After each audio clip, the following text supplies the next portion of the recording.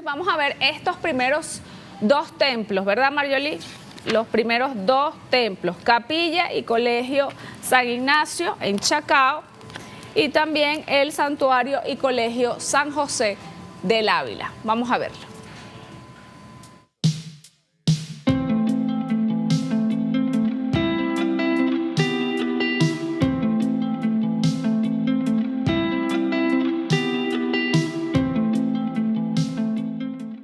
Yo soy Rebeca Tineo, yo soy arquitecto egresada de la Simón Bolívar y también hice la maestría de restauración en la Universidad Central, en la Facultad de Arquitectura también, donde doy clase. Digo esto, suelto como el currículum, porque de alguna manera esto es lo que me permitió entrar a estos recorridos, porque mi trabajo de tesis de la maestría de restauración se centró en la capilla del Colegio de la Consolación, que es de Erasmo Calvani, ¿no? Y a partir de ese primer encuentro que hicimos con Luis de un recorrido de la Florida fue que se prendió como esta llamita que ha ido corriendo ya casi como 6 años, y siempre ha estado como esta idea de trabajar capillas y espacios que no sean realmente conocidos o con arquitectos que tal vez no tienen el reconocimiento que deberían. Vamos a empezar con el Colegio San Ignacio, donde estamos. ¿Hay egresados de San Ignacio aquí? No, sí, hay uno. El año pasado había como 10. Entonces me dieron clase ellos a mí. Espero repetirlo hoy este año. Bueno, el Colegio San Ignacio realmente nace mucho antes. La orden, los jesuitas, vinieron muchísimo tiempo en el siglo XIX antes, fueron expulsados y regresaron. Ellos estaban en la esquina de jesuitas, por eso la esquina de jesuitas se llama así en el centro, y ahí es donde estaba el colegio. Pero en 1952 decidieron pasarlo a este terreno donde estamos, un terreno inmenso que, si ustedes lo conocen, tal vez entienden que hay canchas de fútbol, hay un campo de béisbol, hay piscinas, hay de todo, hay un montón de cosas. Y lo que vemos aquí es solo como casi la mitad del terreno, porque en la parte de arriba también hay un montón de edificaciones, ¿no? Y lo que nosotros vamos a entrar hoy es un espacio que se reacondicionó en los años 60, 70 para hacer una capilla. El proyecto original del año pasado estuvo el hijo de Gustavo Legorguru, Gustavo Luis Legorguru, que también es arquitecto, y él dijo: no, esta capilla es mi papá, estoy seguro, yo la he visto.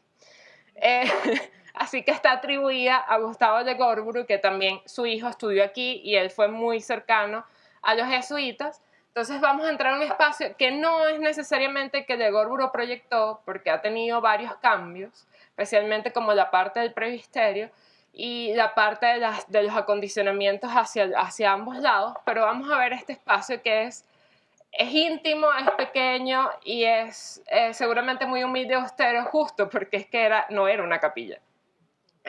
Pero básicamente es interesante porque se nos ha dado, bueno, es hora de recreo, realmente se ha enraizado en los ignacianos y ha logrado tener como ese espacio querido de incluso cuando ellos vuelven, hacen las misas aquí, o sea, es parte de la vida del colegio, ¿no? Entonces lo vamos a ver, es muy lindo porque es muy sencillo, pero tiene una pared de ladrillos al final, con unas piezas muy bonitas, entonces creo que podemos entrar de una vez y disfrutar.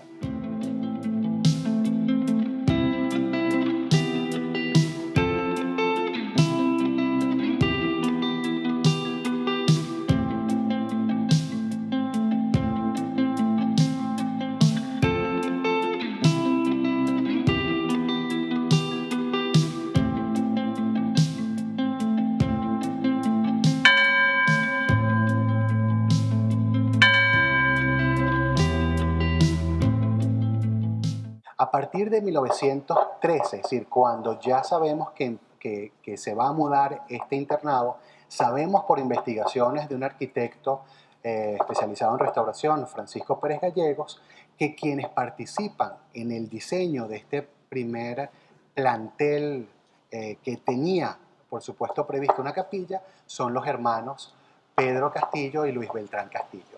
Estos son los primeros arquitectos llamados en un lapso como de 1913 hasta el 27, incluso rediseñan la nave de la Santa Capilla y ellos establecen, como dice Pérez Gallego, como el mismo patrón, en cuanto a los templos, vamos a diseñar una planta de esquema cruciforme donde está el altar y el presbiterio, lo hacemos como un ábside, es decir, semicircular, y luego el carácter, el estilo arquitectónico se agrega de acuerdo a lo que seguramente querían las congregaciones.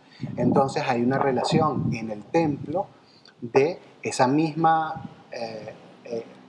planta en cruz latina, donde el altar, el ábside, va a tener una cúpula, una elevación, y luego entonces, en este caso, es mucho más neobarroco, es mucho más neoclásico para el caso del santuario de María Auxiliadora, y definitivamente va a ser completamente gótico con el santuario de el Nacional Expiatorio.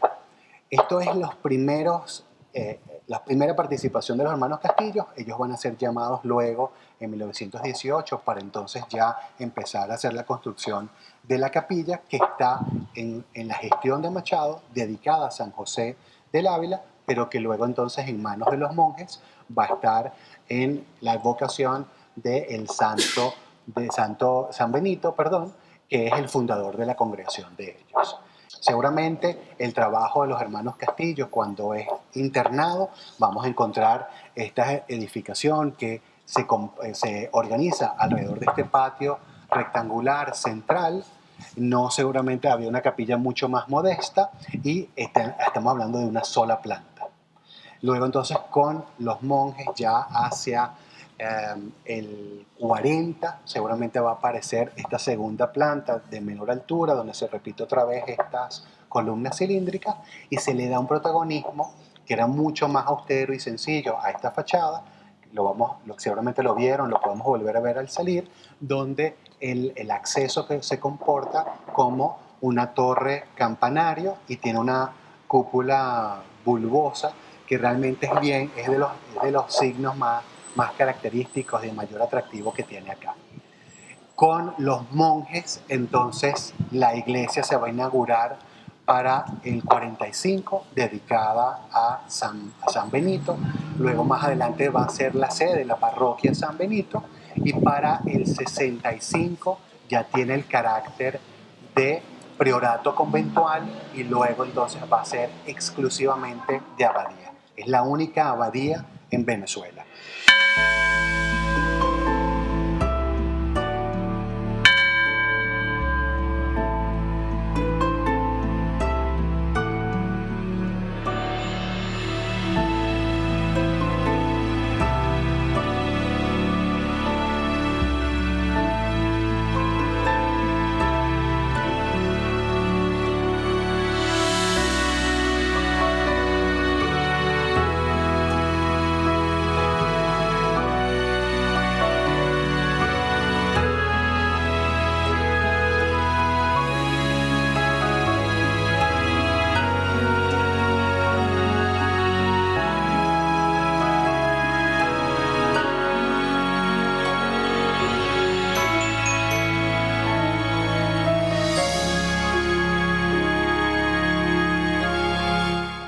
En esta parte del programa vamos a recorrer el Santuario Nacional Expiatorio y Colegio Monseñor Castro. Bueno, vamos a ir a Monseñor Castro, pero sí fuimos al Santuario Nacional Expiatorio. Luego, la Capilla Nuestra Señora del Carmen en Campo Alegre y luego el Templo Nacional y Colegio Don Bosco. Vamos a verlo.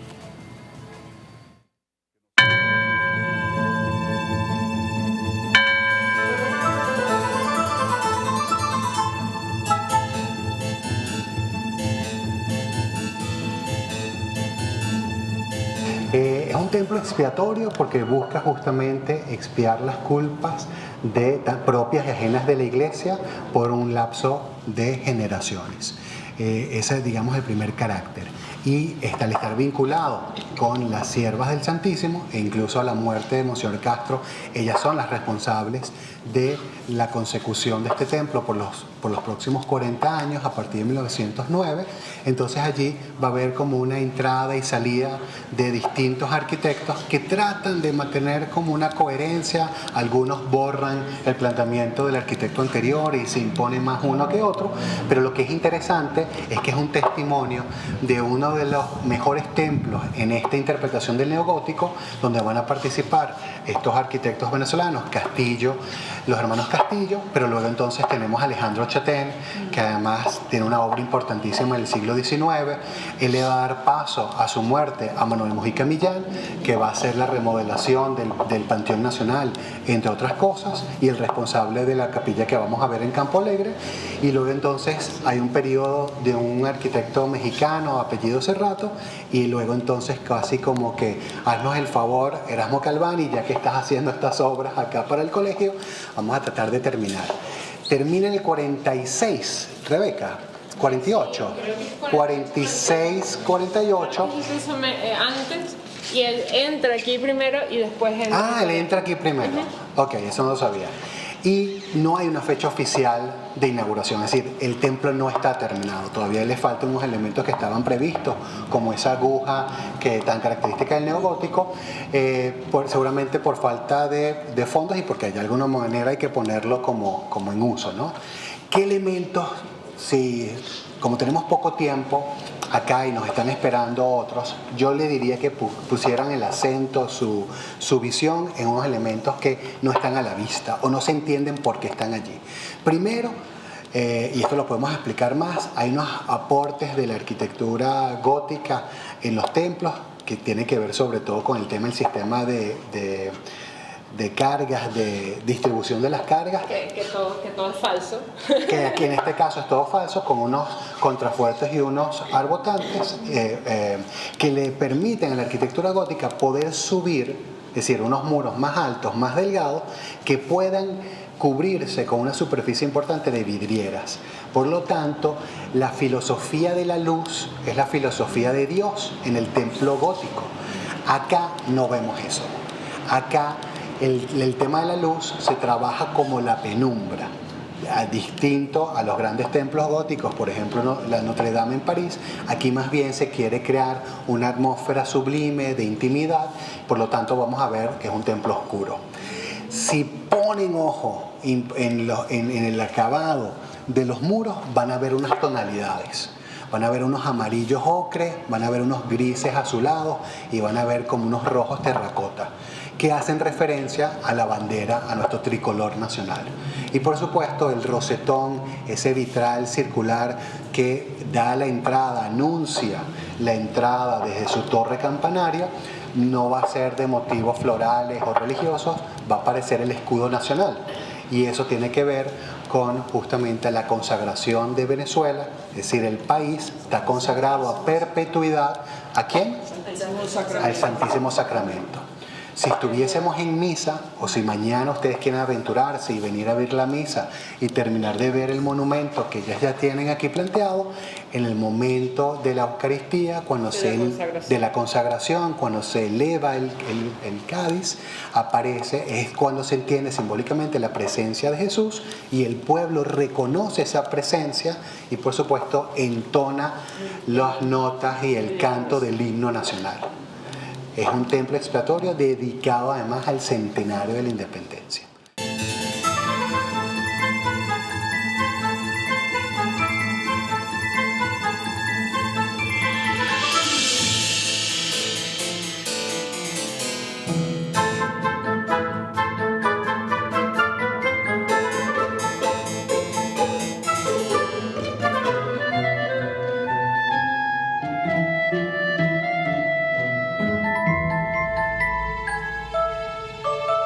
La diferencia entre la Florida de Juan Bernardo Arismendi y Roche con Campo Alegre es que Manuel Mujica Millán va a lograr que la iglesia sea el elemento protagónico de la urbanización.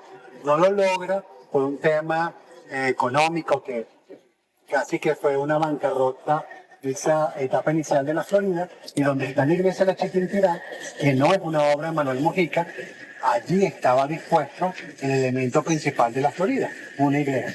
Eso no se construye en su lugar el Club La Florida, que luego se va a demoler para la Chiquinquirá. En este caso, sí, aunque la porción de la parcela es más pequeña, la ubicación es protagónica. Porque todo el trazado que está haciendo Manuel Mujica es para dialogar con el camino del este, lo que es ahorita la avenida Francisco Miranda, que quiere comunicarse perpendicularmente con la montaña del Alta, a través de esta avenida principal.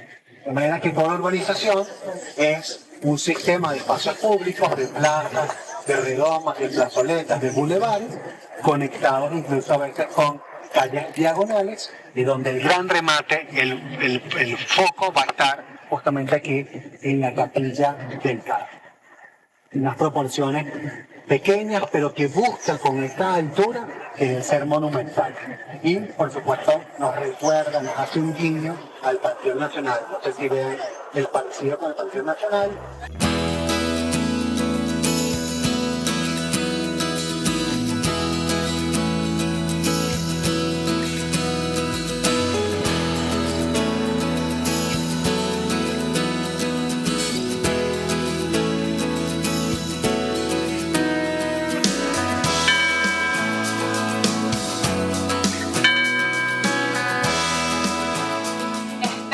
Esta iglesia es de Guido Bermúdez y es muy interesante cómo escogen a este arquitecto. Seguramente hay una afinidad interesante entre el padre González y él, porque ¿por qué contratar a Guido Bermúdez, que era conocido más por sus hazañas ingenieriles, estructurales, y por ese sentido como más brutalista para una iglesia? Es un poco contradictorio, pero es interesante porque tanto el padre González como él tenían claro de que esta iglesia iba a ser mucho más contemporánea o moderna de lo que se esperó en algún momento. Ellos tenían como referentes a los pabellones del Vaticano en el año 48 y 65 en las ferias internacionales. Guido Bermúdez es reconocido por el pabellón de Venezuela en el intervalo del 57, o sea, este señor tenía mucha experiencia en esto de los pabellones internacionales, y los pabellones internacionales son eso, son osadía, normalmente forman también de representar alegóricamente un país completo a través de arquitectura. Entonces resulta muy interesante ver cómo dan ese clic con esta iglesia de Don Bosco. Voy a terminar con una cosa para que lo veamos acá, y después vamos a poder entrar y les puedo comentar un poco más del interior. Pero esa osadía y esa alegoría la vemos en esta iglesia también, cuando pensamos que tenemos la cruz en la mitad, y estas dos vertientes de concreto son dos manos que llevan la cruz, como en sentido de rezar, exacto, como en un sentido de oración. Si lo ven, no lo van a dejar de poder ver de ahora en adelante. Son como dos manos que toman la cruz. Y vamos a darnos cuenta de algo que es interesante, que esta iglesia no está orientada. Saben que toda iglesia debería estar orientada hacia el este, que es donde está Israel, la Tierra Santa, así como también están las sinagogas y las mezquitas orientadas. Las iglesias deberían estar orientadas. Y el altar de esta iglesia da al norte, no al este. Básicamente esto pasó porque, como les conté, estaban estas estructuras ya construidas. Estaba el Teatro Don Bosco, que también es del 56. Ese teatro es mucho más viejo que la iglesia. Entonces ellos decidieron construirla hacia el norte. Y nosotros somos los beneficiarios de eso, porque cada vez que venimos a ver esta iglesia vamos a ver esas dos manos con esa cruz orando frente al Ávila, ¿no? Es una imagen bellísima. Entonces, habiendo dicho esto, podemos entrar y vamos a ver un poco más de la iglesia.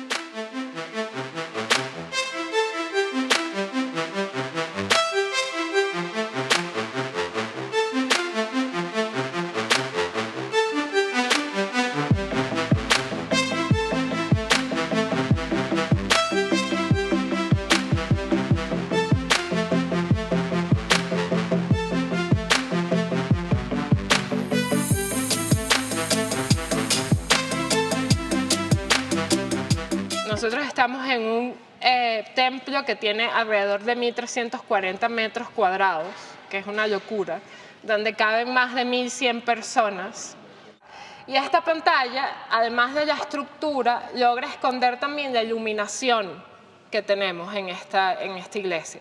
Que la iluminación es mayoritariamente, obviamente, artificial, pero vamos a ver cómo es como si viniera de la nada, ¿no? Como fuera una iluminación ex novo. Esto es muy... esto se ha trabajado por siglos en la arquitectura religiosa, cómo iluminar espacios para que creen esta intimidad. Y el resto de la luz entra obviamente por los vitrales. Al no ser una iglesia orientada, normalmente vamos a tener esta cantidad de luz todo el tiempo en la iglesia.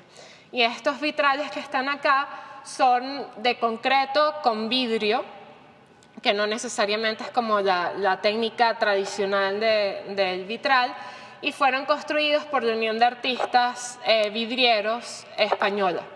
Entonces, todos estos que tienen de este lado tenemos las escenas de Vía Crucis y también tenemos combinaciones de momentos importantes de Don Bosco. Entonces, vamos a tener una forma interesante de alguna manera de integrar ese Vía Crucis también dentro de la misma construcción de la iglesia. Entonces, por eso esta iglesia a veces es como, si cuentas algo tienes que contar todo al mismo tiempo, porque ella también es todo al mismo tiempo. La estructura es también como el espacio, forma espacio, del mismo espacio, también está la parte decorativa.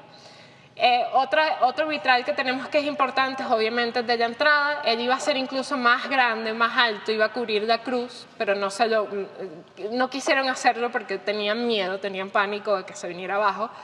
Y es también de González Bogen, artista plástico venezolano, que también lo vemos en la facultad, en el campus de la Universidad Central de Venezuela. Y él también, si seguimos mirando hacia las arcadas, vamos a ver que hay como unos polígonos que se repiten en los pórticos, en ese intradós. Esos polígonos son vitrales también diseñados por González Bogen, todos hechos en fábrica nacional. Exacto. Y vamos a tener, si seguimos, los tengo todavía con la cara hacia arriba, estas lámparas también están diseñadas por González Bogen y se construyeron en el país. Todo este sistema de vitrales, y también vamos a ver cómo los vitrales que están a los lados también tienen como una especie de muro calado, todo esto está pensado para que haya una ventilación continua en el espacio. Esto no fue tan exitoso, digamos así, porque es un espacio muy grande y el aire caliente nunca va a subir tan fuerte, pero si tenemos brisa, suele funcionar, ¿no? Esta iglesia no se convierte en parroquia sino hasta el 82. Así que imagínense qué grande, qué sueños tan grandes tenían esta comunidad para construir esta iglesia gigante sin pensar incluso que iba a ser parroquia.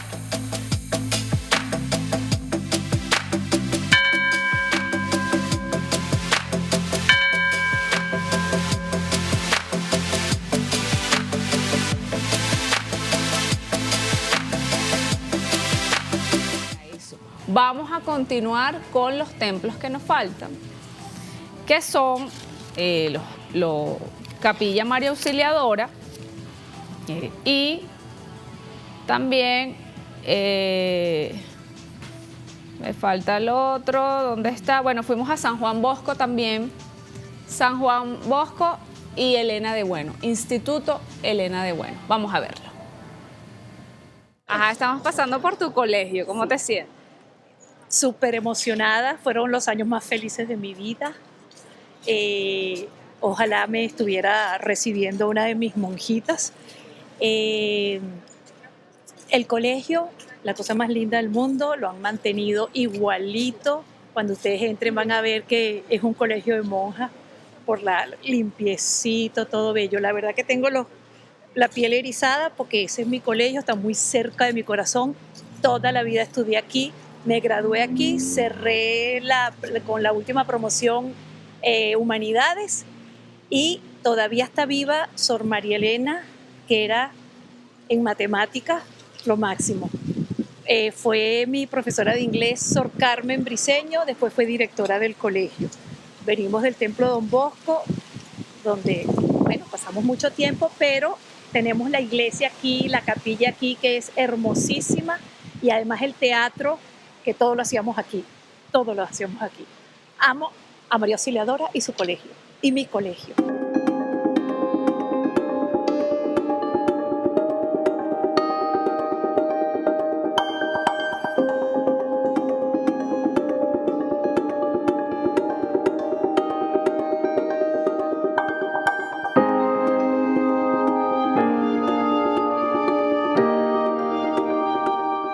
Entonces tenemos en el intradós de estos arcos carpanel, que son interesantes porque no son arcos de medio punto como los que tenemos aquí. O sea, tenemos arcos de medio punto, pero este es intencionalmente carpanel, que es como más redondeado. Y tenemos también todos estos grutescos orgánicos con flores que son súper interesantes. Esto obviamente es un trabajo que se hacía en el barroco muchísimo, se adopta en las corrientes historicistas, y a mí lo que me parece más interesante es que todo tiene como esta condición orgánica, redondeada, o sea, como todo es como muy suave, no hay esquinas en este templo.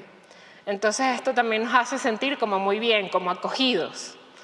Y por suerte habla también como todos estos referentes que tuvo que tener Urbano de Manchovos o quien quiera que sea que haya sido el arquitecto para trabajar estos referentes históricos en una capilla muy pequeña. Entonces tenemos también donde está ahorita Gregorio, que nos está tomando fotos y no se habían dado cuenta. Gregorio está en un coro elevado, que es claramente como un indicio de estos coros elevados que tenemos en las iglesias de la colonia. Que se acuerdan que siempre que entramos por el coro, y vamos a tener también entonces un presbiterio, un altar, incluso tenemos un crucero, tenemos 2 capillas a los lados y el espacio de la sacristía que está hacia allá. Si no han pasado al espacio de las capillas, las invito porque también está lleno de vitrales y tiene unas figuras interesantes. Y para cerrar, quiero hablar de estos vitrales, que puede ser que no sean una osadía artística, pero son muy interesantes cómo trabajaron la estructura para dejar estos paneles abiertos, que tuviera muchísima luz, y esta luz también coloreada nos hace también sentir esto, como acogidos, como livianos, como un espacio muy sutil.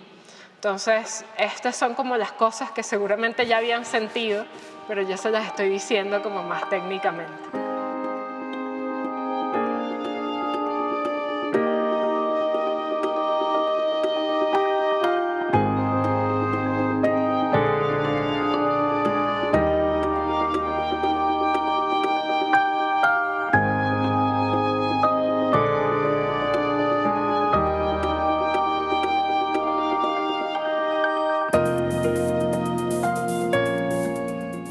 Entonces, aquí podemos ver que este templo no se parece en nada a lo que vimos allá.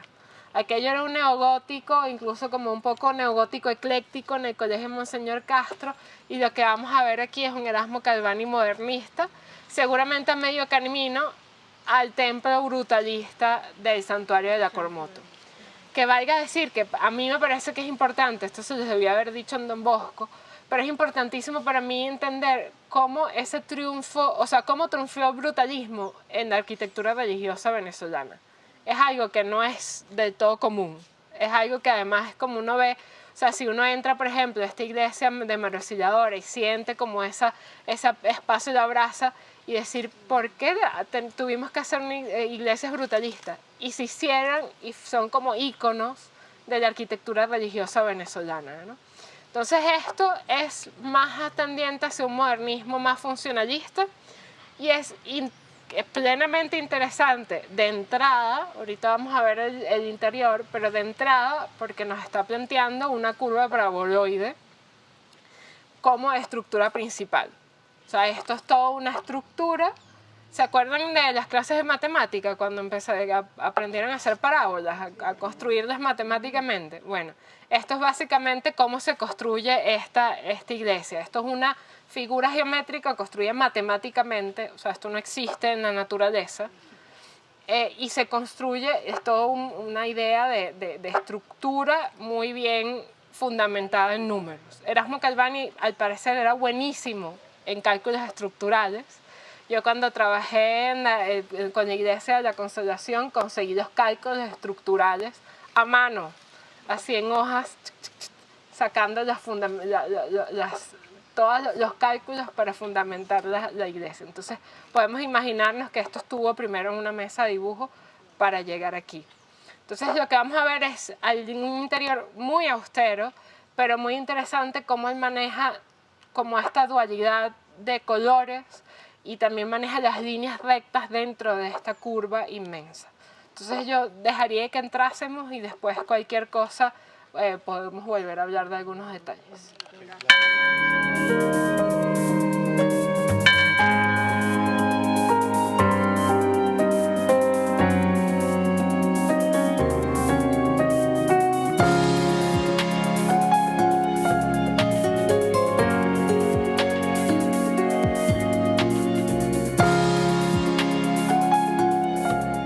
Un altar que normalmente son de 3 calles y 3 pisos, que son 3 calles, o sea, 3 muebles y 3 niveles. Normalmente son así, aquí están también, pero lo mínimo necesario. Y también tenemos como el sagrario incluido dentro del altar y funciona igual como lo vimos en el retablo del Carmen, por ejemplo, que era completamente barroco y ornamentado. Aquí vemos el mismo mecanismo, pero muy sencillo. Y esto es casi como lo único que hace Calvani en trabajar la madera y el color cobre, si no es cobre, en los detalles también de la decoración que tenemos. Entonces es interesante cómo esos tres, o sea, el blanco o el tono neutro, la madera, que también se repite aquí como rítmicamente, y el verde, crean como una atmósfera interesante. Y esto también, o sea, toda esta ritmicidad aquí también nos habla como una iglesia tradicional que normalmente tiene las columnatas, que las vimos hoy. Aquí tenemos estas puertas y estos vidrios que se van alternando para crearnos también como esa sensación un poco más tradicional dentro de una estructura que es completamente extraordinaria y además innovadora en el sentido de romper un poco con esto de la tradición. Así que gracias y ya sé que algunos se van ahorita, me despido y gracias por escucharme hoy con esta maravilla que a mí me encanta hablar de iglesias, me encanta hablar de arquitectura y qué bueno que alguien me escuche para variar. Gracias.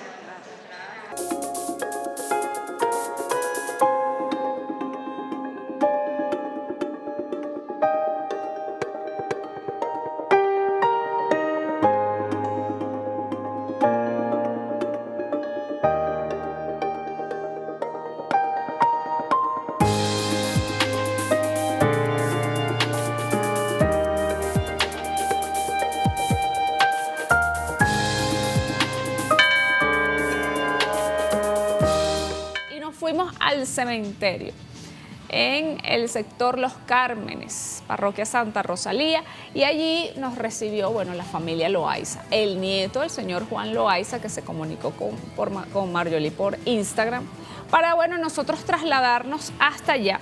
Esto es 83 años de tradición familiar. Y además, esto fue declarado Patrimonio Inmaterial de la nación. Nosotros fuimos a ver cómo ellos visten al Judas, cómo es esa preparación. Vamos a verlo.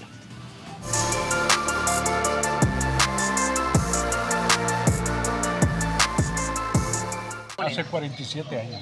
Hace 40. Anteriormente lo hacía mi papá aquí en Los Alpes. Y lo mudamos para acá porque yo vivía aquí en este sector. Empezamos aquí en esta esquina hace 47 años.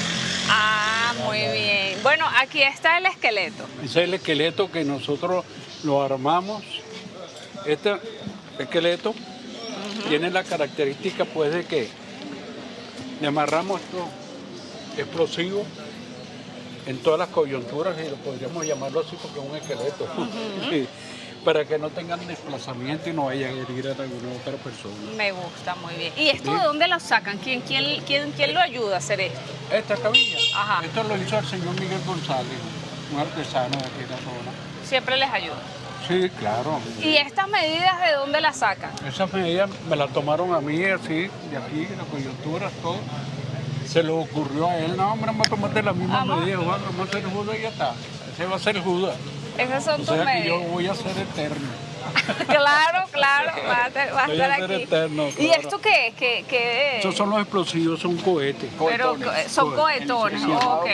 Sí, cohetones. ¿Solamente le colocan eso o en la ropa le colocan alguna ahí cosa? viene el segundo procedimiento. Aquí está. Este viene el segundo procedimiento que Ajá. es este, ¿no? Después que tenemos los explosivos, Ok. queda envuelto así. Ok. Así queda envuelto. Le ponemos este periódico al lado. Y aquí le ponemos. Vamos a ponerle esto que tiene un explosivo. Esa es como la pólvora. Sí, esto es pólvora. Por lo regular le ponemos fosforito, pero como este año tuvo un pequeño Exactamente. problema con fosforito, pero ahí ya está cayendo.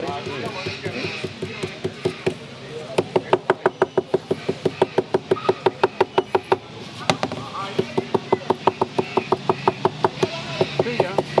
Es para...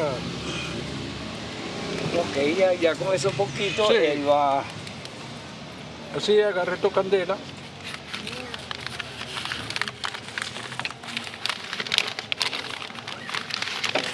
Así. Lo amarramos. Aquí está el amigo asistente, el señor Romer Martínez. Le puedo decir que esta es la segunda fiesta más importante desde el punto de vista de asistencia de Caracas. Toda vez que después del Nazareno venimos nosotros, Sí. que somos la gente de la quema de Judas del cementerio. Y aquí más o menos aglutinamos como 4.000 personas nosotros el domingo sí. aproximadamente. Sí. Todas esas carillas se llenan de aquí y la hemos tarima la contado- ponemos de aquel lado de allá, ponemos la tarima y eso bueno, vienen conjuntos de las parroquias mayormente, vienen Las corrientes culturales. sí, todas. Y aquí se presentan, bueno, en una colaboración que ellos hacen con sus Judas y no se les paga nada y ellos no cobran nada tampoco. Ahí Y los se corre un emprendedores que maratón. vienen, hay emprendedores que vienen de aquí para arriba, se calle se llena de emprendedores, gracias a Dios, y no se les cobra tampoco nada. ¿no? Lo importante de ellos es que cuando se van, limpian, dejan sus sitios limpios, bonitos, todo repartido ahí. Y Entonces- se corre un maratón. Se corre un maratón Todos los años a las 7 de la mañana del día domingo, el famoso maratón del Judas del Cementerio, que le da cabida a todo aquel que venga. Tenemos varias categorías, máster, aquí han corrido los que después fueron campeones en los maratones, vinieron aquí desde niño a correr en el Judas del Cementerio, en el maratón del Judas. Estamos hablando de un maratón que tiene más o menos como 45 años. Sí, más o menos, sí, claro. Y es muy famoso, hay personas hasta discapacitadas que vienen. ¿Y cuánto es la distancia? De aquí a la plaza son como 12 kilómetros, es de aquí a la Aproximado. plaza a las Tres Gracias, se devuelve y se viene por la misma avenida Rubén hasta aquí. ¿Y es patrimonio cultural, nacional cultural, desde qué fecha? Y ahorita, pasado. y ¿Del ahorita- año pasado? Sí, Están del estrenando sí. ustedes. Ay, qué bueno, qué Sí, maravilla. sí, sí, sí. Ay, qué Ay, chévere. fabuloso. Bueno, lo que vamos a hacer Ay. es que lo va a armar, Ajá. lo va a terminar de envolver en papel periódico Sí, y vamos a grabarlo.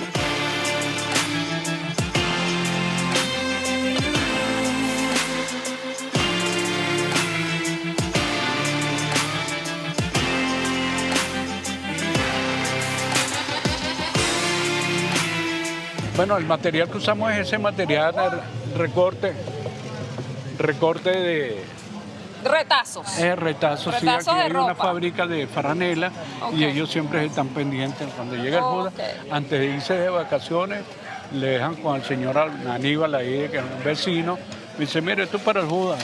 Ya dejan, ya eso está ni- Claro, ya eso está listo. Lo mismo que pasa con el flu del Judas, también hay personas que lo donan. Ahí está el flu. Ese Sí. lo donaron. Sí, está eso donado. Y si le dicen a usted, por ejemplo, un año, bueno, ya tenemos aquí el Judas armado, está vestido y le dicen, mira, pero ¿qué tal si vamos y lo quemamos en el centro?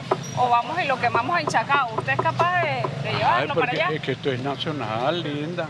Esto es nacional. Para Mérida, para los Andes, para Oriente. O sea, en donde me lo ponga. Es más, nosotros tenemos la idea con el amigo José, que me dijo, mira, nosotros vamos a comprar un carrito bueno y nos vamos a ir en cada estado a sembrar el Judas. Para entonces tener la televisión, Judas en Aragua, Ajá. Judas en Barquisimeto, Judas en Ciudad Bolívar, Judas en Margarita, y concha, le vamos a... Claro, claro. Sí, sí. Mira esto, Marjorie, ponte de este lado. Vamos a empezar por aquí. Sí. Ya va. Ese es el año 85. A ver, este es el año 85. La moneda de 84. Judas. Diario de Caracas. Sí. La imagen bíblica de Este es un Judas. hermano que falleció. Ah, ok. Éramos 9 hermanos y quedamos... Arrojando al templo las 30 monedas de plata. Bueno, las 30 monedas famosas. Sí. Ok. Aquí está otro. El 85. El diario de Caracas. En los barrios se recordó a Judas. Judas en una tradición convertida en instrumento del pueblo. Y aquí está. Que hacer la reseña, mira que ven. Ah, Hacer la mira, reseña. Jorge Juan Loaiza. Sí. Ok. Ah, mira, unas fotos. Sí. Ah, lo guindan. Wow. Se le entregué los trofeos del maratón. Ah, este es el trofeo del maratón. Ok. Es un maratón simbólico. Sí. Mira. Esta foto. Ah, mira, aquí le voy a presentar la última colecta que hicimos nosotros de la quema de Judas del cementerio. Aquí en el negocio la gente venía y ponía su colaboración. ¿Sí? ¿Y cuándo en el inició sector- esa colaboración? ¿Ah? Porque miren estos billetes. Sí, sí. Es en 1996. Yo recuerdo clarito estos billetes. Claro, yo también. Este billete era el que me gustaba, el Ah, de de 100. 100. El de 100. Yo agarraba 200 bolívares y paseaba todo 200 Venezuela. bolívares y era feliz. Vamos, Tenía de no, todo. claro. Y el de 500, mira, amiguita. Sí. Este que está aquí. Demasiado.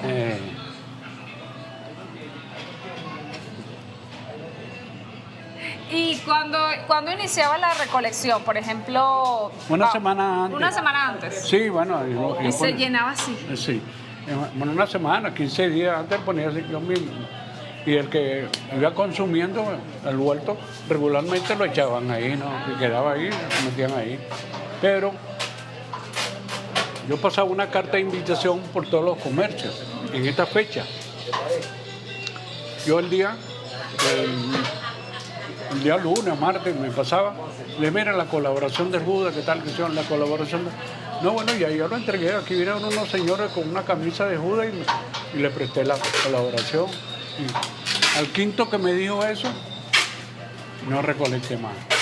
Claro. Entonces sí. yo dejé esto como símbolo y dije, no recolecto más para Judas. Claro, ¿no? Y también que había un problema, que yo me ponía una camisita y me decían, cónchale, eso fue lo que te dio Judas. Mira que el Judas, mira que bríndame, porque yo colaboré con el Judas, tiene que brindarme. Y no vale, si ese dinero es para comprar dulces, para hacer la logística, para comprar trofeos, para comprar medallas. Como si se hace de la nada. No, vale, ese dinero es invertido para Pabilo, tape. Sí, no, claro. O sea, de las... Ese dinero lo agarro yo para eso, para comprar dulces, caramelos, piñatas, regalarle a la gente que viene por aquí. No. Ese dinero no. Claro. ¿Cuánto recolecto yo aquí en aquel entonces? 1.000, 2.000 bolívares, 1.500 bolívares. Era lo que sé. Ajá. Aquí hay como, si mal no recuerdo, hay como 200 bolívares. Entre todo eso. 200 como 1.000 bolívares, por eso, más o menos. Mire, y esos son los cocos que le donaron. Esos son los cocos que me donó el señor Camilo. Mi amigo Camilo. Y estos son los cocos que se entregan. ¿Cuál es la actividad que se hace con esto? Pega de coco se llama eso. ¿Cómo pega el coco? Pega de coco. Pega de coco. Ajá. Se agarra su coco, lo pones en esta posición. Dice, eso tiene, que llaman ojo de coco. ¿ves? Ajá. Entonces uno ubica la parte en donde no está el ojo del coco para que no se fracture tan rápido. Ok. Agárrelo así.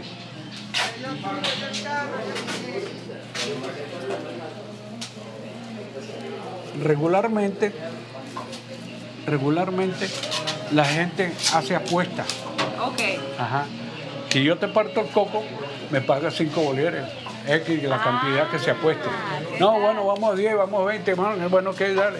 Entonces agarro. Así, le pongo la mano aquí abajo Ok. y viene. Golpea. Ok. ¿Eh? Si se parte su coco, me paga. Si se parte el mío, me paga usted. Ah, y después vengo yo. Ah, claro. Y así, hasta que se parta uno de los dos. Exactamente, esa es la idea.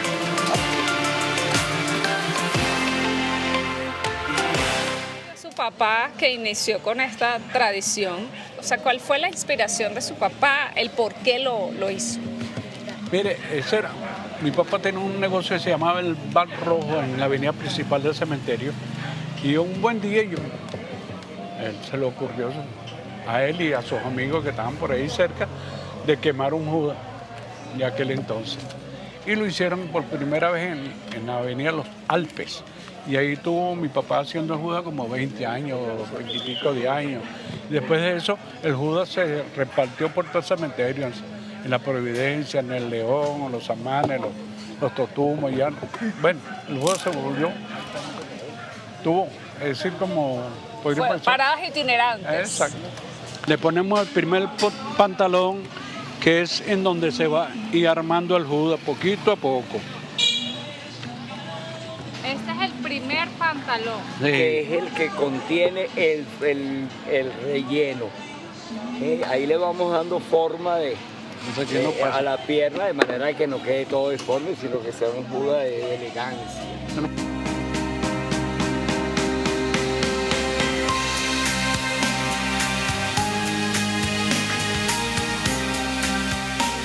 Perfecto. Ahora aquí lo agarramos con un alambre.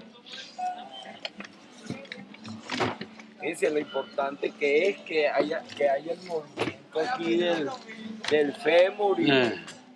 Porque esto tiene todas las articulaciones, usted lo puede mover por donde usted quiera. ¿Sí? Claro. ¿Eh? Esa es la idea. Pone a Judas a saludar. Claro, Sí. saluda.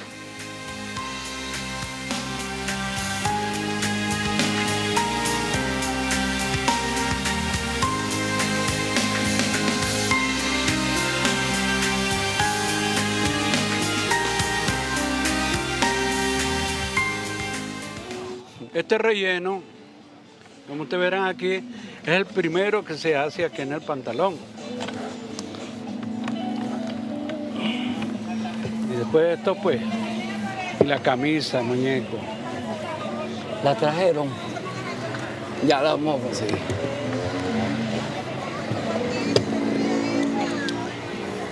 Conseguimos así un pantalón tubito para que no pese mucho.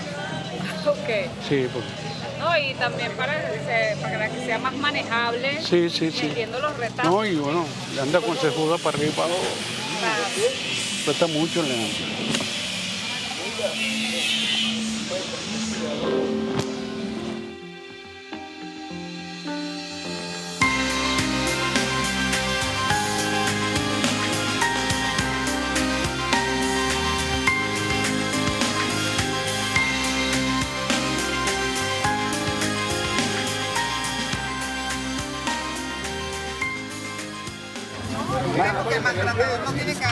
Jale lo más que pueda, lo más que pueda.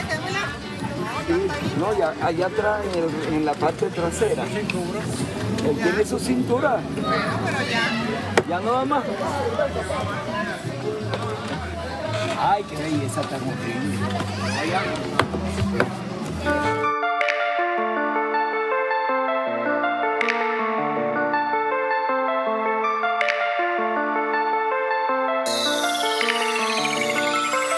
¿Qué pasó con la cabeza de este muñeco?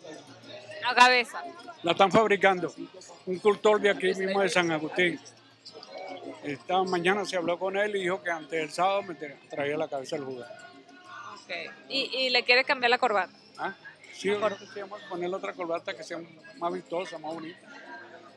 Bueno, aquí tenemos listo parcialmente el Judas porque un cultor de San Agustín está elaborando la parte de la cabeza. Y arriba de las zapaterías de la avenida se están peleando a ver cuál de ellos favorece al Judas con sus calzados. Bien, y las manos en la ferretería me dijeron que me iban a regalar unos guantes. O sea que hay que esperar para complacerlos a todos, ¿no? Porque me dicen, no, que le pongan mi corbata, no, que ponga otra. Pero aquí ya está puesto el flu regalado ya de tintorería bello, pues como siempre que hay al Judas todos los años. Tiene esta media. Sí. O sea que usa media y todo. Interiores también le pusimos, ¿sabes? Para que esté completo. Bueno, ¿qué le puedo decir? Los esperamos el próximo domingo con el mismo cariño de siempre, con la misma receptividad que tenemos aquí en nuestra zona, de que lleguen todas esas personas bellas a compartir con nosotros esta fiesta de todos los años. Los amigos que están fuera de la zona, ya saben que aquí los esperamos como todos los años. Nos vemos el próximo año en el Judas, así me dicen cuando se van las personas. Agradecidos pues por su presencia y esperemos que este año no vaya siempre bello como siempre ha ido los años anteriores. Felicidades a todos.